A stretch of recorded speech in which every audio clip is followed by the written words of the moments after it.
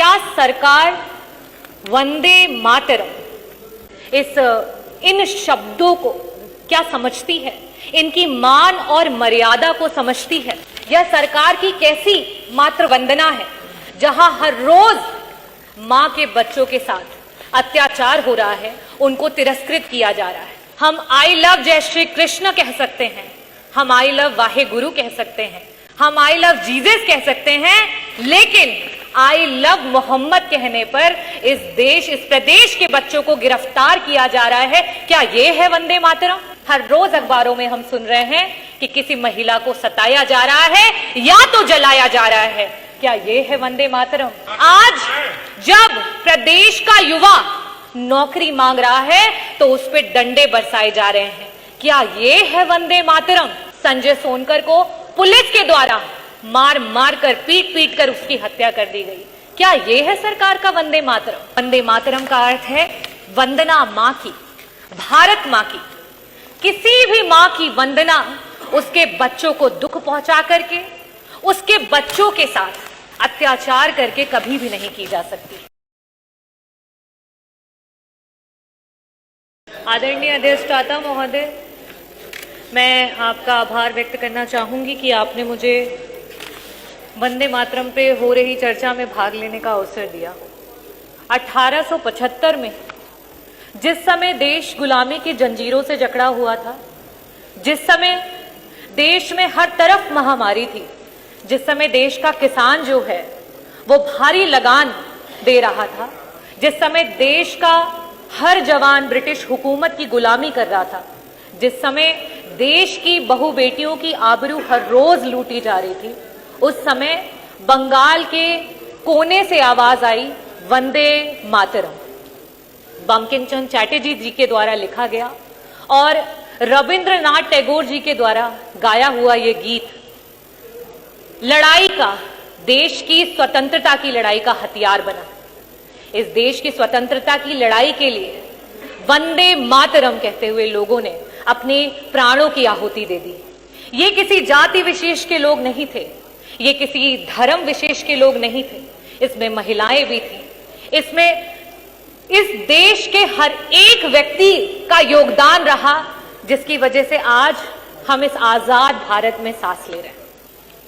अध्यक्ष जी, आज राष्ट्रगान के, राष्ट्र गीत के 150 वर्ष पूरे होने पर हम इस चर्चा को करा रहे हैं, लेकिन क्या सरकार वंदे मातरम इन शब्दों को क्या समझती है?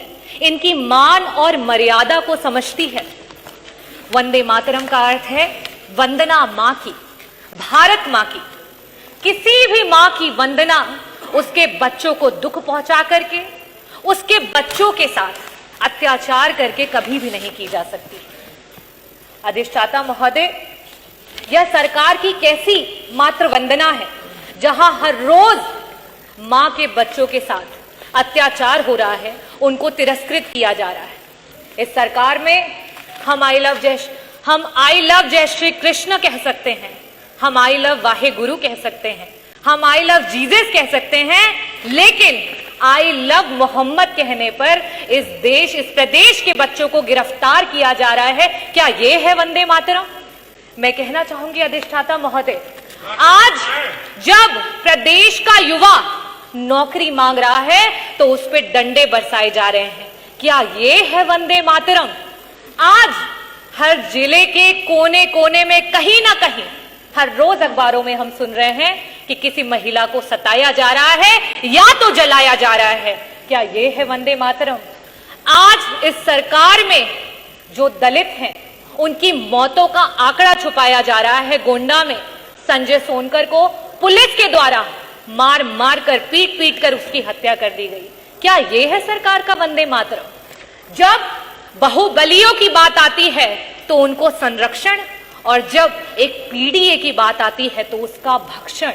क्या ये है वंदे मातरम?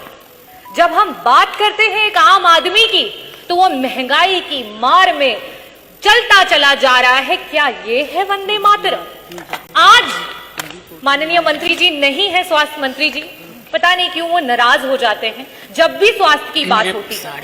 लेकिन जब अभी कुछ दिन पहले इसी सदन के कैबिनेट मिनिस्टर, जब उनको हार्ट अटैक आया और सरकारी अस्पतालों के इस प्रदेश के उप मुख्यमंत्री, स्वास्थ्य मंत्री और कैबिनेट मंत्री दर दर की ठोकरें खा रहे थे और आपका जो विभाग है वो गिड़गिड़ा रहा था इलाज के लिए, और समाजवादियों के द्वारा बनाए गए मेदांता में जाकर के उनका इलाज हो पाया। आज स्वास्थ्य का ये हाल है उत्तर प्रदेश में। क्या ये है वंदे मातरम?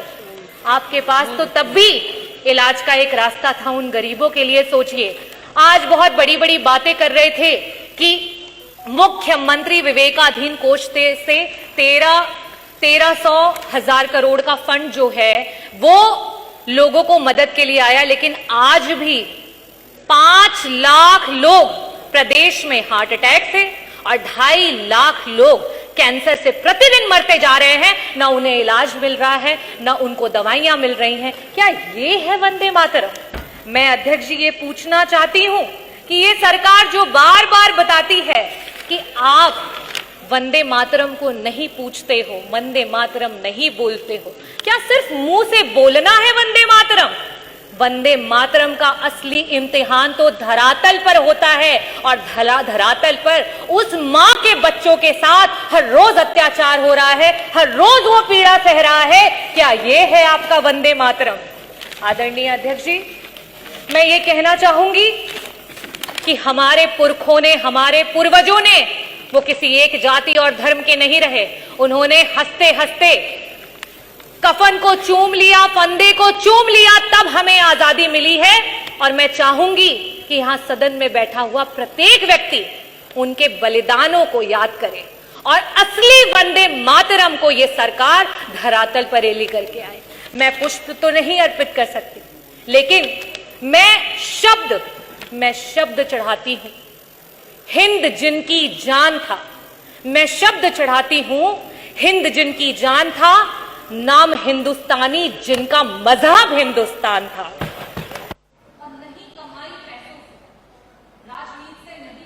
नहीं कमाई पैसों से सौदा लहू के मोल हुआ था भगत सिंह के जैसों से।